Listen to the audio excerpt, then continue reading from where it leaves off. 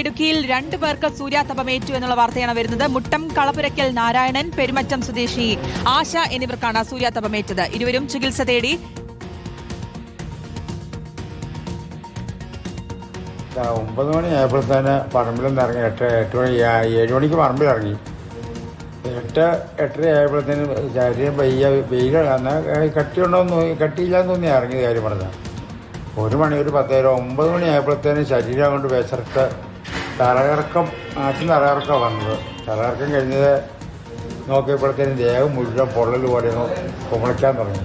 കുമളി പരവേശമാണ്. പരവേശമാണ് ചങ്കിലെ വേദന വരുന്ന മുഴുവൻ. ചങ്കിനങ്ങോട്ട് വേദന വന്നപ്പോഴത്തേന് പയ്യെ കയറി വെള്ളം കുടിച്ചിരുന്ന് ഒരു 10 മിനിറ്റ് കഴിയുമ്പോഴത്തേന് ശരീരം മുഴുവൻ അങ്ങോട്ട് പുകച്ചിൽ തുടങ്ങി. രാഹുൽ സുരേഷിന്റെ വിശദാംശങ്ങൾ നൽകാൻ. രാഹുൽ, അതീവ ജാഗ്രത വേണമെന്ന് പറഞ്ഞുകൊണ്ടിരിക്കുന്നതിനിടയിൽ തന്നെയാണ് ഇത്തരത്തിലുള്ള റിപ്പോർട്ടുകൾ വന്നുകൊണ്ടിരിക്കുന്നത്. പല ഭാഗത്തു നിന്നും പലർക്കും സൂര്യാതപമേറ്റു എന്നുള്ളത്. ഇപ്പോൾ ഇവർക്ക് 2 പേർക്കും എങ്ങനെയുണ്ട്?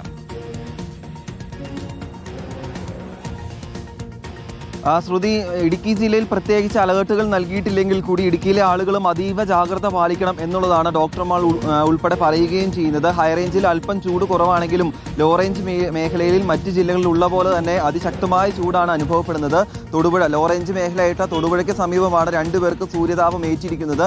തൊടുപുഴ മുട്ടത്തിന് സമീപമാണ് ഈ 2 പേർക്കും സൂര്യതാപം ഏറ്റ് അവർ ചികിത്സ തേടിയിരിക്കുന്നത്. മുട്ടം സ്വദേശിയായിട്ടുള്ള നാരായണൻ, പെരുമറ്റം സ്വദേശിനിയായിട്ടുള്ള ആശ എന്നിവർക്കാണ് സൂര്യതാപത്തിൽ പരിക്കേറ്റിരിക്കുന്നത്. ഈ നാരായണൻ പറമ്പിൽ ജോലി ചെയ്തുകൊണ്ടിരിക്കുകയായിരുന്നു. രാവിലെ അദ്ദേഹം പതിവ് പോലെ ജോലിക്ക് ഇറങ്ങിയതാണ്. ജോലി ചെയ്യുന്നതോടിരിക്കുമ്പോൾ തലകറങ്ങി നിലത്ത് വീഴുകയായിരുന്നു. തുടർന്ന് ബന്ധുക്കളാണ് ആശുപത്രിയിൽ എത്തിക്കുന്നത്. ആശുപത്രിയിൽ എത്തിച്ച് വിശദമായി പരിശോധന നടത്തുമ്പോഴാണ് ശരീരത്ത് ഈ പൊള്ളലേറ്റ പാടുകൾ കാണുകയും ചെയ്യുന്നത്.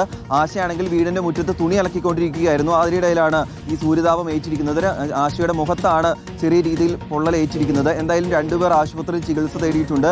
അതുകൂടാതെ UV ഇൻഡെക്സ് സൂചികയും ഏതാണ്ട് 8-ൽ എത്തിയിരിക്കുകയാണ്. അതുകൊണ്ട് UV ഇൻഡെക്സ്, അതായത് അൾട്രാവയലറ്റ് സൂചിക വെയിൽ നേരിട്ട് കൊള്ളാൻ പാടില്ല എന്നാണ് അധികൃതർ പറയുന്നത്. മറ്റു ജില്ലകളിലെ പോലെ തന്നെ ഇടുക്കി ജില്ലയിലുള്ള ആളുകളും അതീവ ജാഗ്രത പാലിക്കണം. ശ്രുതി, ഓക്കെ, വ്യക്തമാണ്. രാഹുൽ സുരേഷാണ് വിശദാംശങ്ങൾ നൽകിയത്.